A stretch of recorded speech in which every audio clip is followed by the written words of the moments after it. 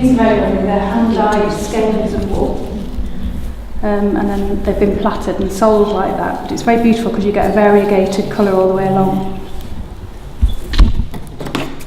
I just cut it sometimes like that, but usually you can just pull it apart. So even in the dry, that has started to felt a little bit together. So like the static has caused it to felt. But I'm just going to wet it along its length.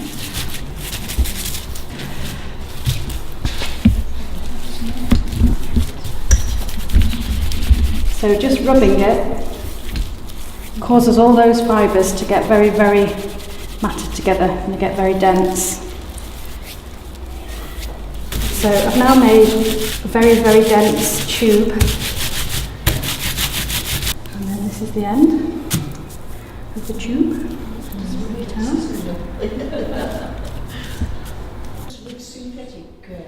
They are. They're dyed with synthetic colours, and they're light fast and they don't run. So in terms of how long they're going to last, I've been assured that 75 years at least. Maybe can't guarantee more than that, but they're non-toxic as well, which is very good. I'm using them with children. So I just love the different way that the fibres, they're so fine, but the way when you lay them down on top of one another, you just get these gorgeous sort of vibrant colours, and they never lose that vibrance.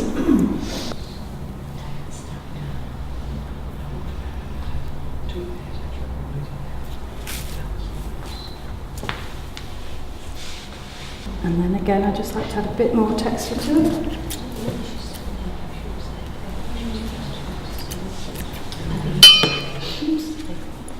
Get to use some woolly little bits and pieces. Yeah, that's the good thing about it.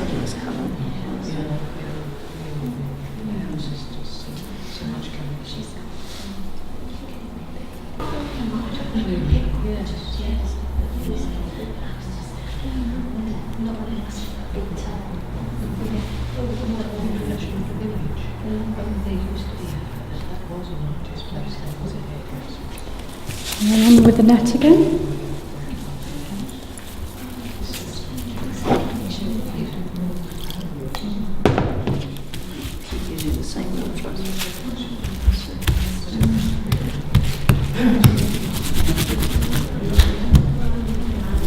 It looks like I'm being quite rough, but I'm not. I'm actually quite gentle with the pressure. It's only after a while, and after a few minutes, you know that those fibres have sort of lodged into place, that you can start being a bit rougher. And again, there's something about felt making. I think it perhaps appeals to the inner child within us, but this stage is just simply delightful. And unlike painting, you end up with clean hands rather.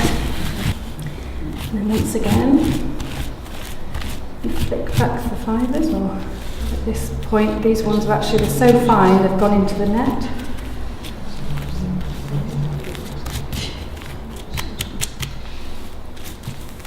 In fact, it's gone all the way through. And then,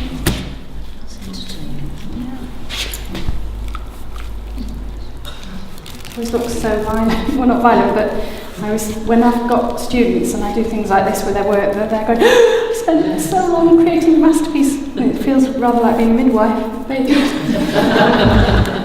Unfortunately, I have no dry area on this towel, but I could do some.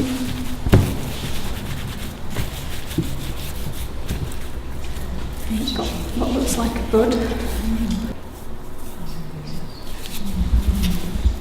And then you have to just play with it for a couple of minutes once it dries.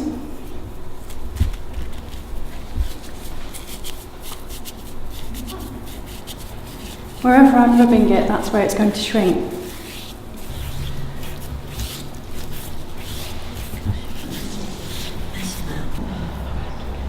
But all the colours now are starting to amalgamate into one another.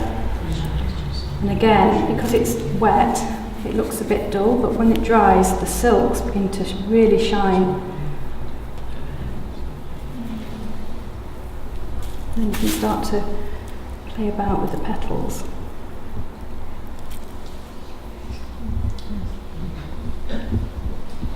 a hairdryer on it, will it? Yeah. More quicker. Well, I think Or one that what she if I were in my studio now, you wouldn't need to, because they do work quite quickly, but it's just in here I'm trying to do it so fast. once they dry. And people, you can sew beads into that. And then you could wrap them around your hair, but it's very, very delicate. Delicate but strong. It's funny, with the scarves, they've been worked and rubbed for 2 hours at least, the actual rubbing and rolling bit. And that's the thing that creates their stability, like literally, I couldn't pull that apart if I tried. I could probably tow a car with that, that's so strong. And yet they're incredibly soft. And whereas this, because I've only done it a tiny bit, it's still really quite fragile. That bit is really, really dense and strong. But that, it will dry relatively rigid, but it's one of those things, it's quite unstable. I could put my fingers through that. But again, it's just very beautiful. And I think the bottom of it particularly. And you just play around with the ends. So in March, I think it is, I've got a solo show up in Viridian Gallery. So you'll hopefully see some of my work up there if you'd like to go along and have a look.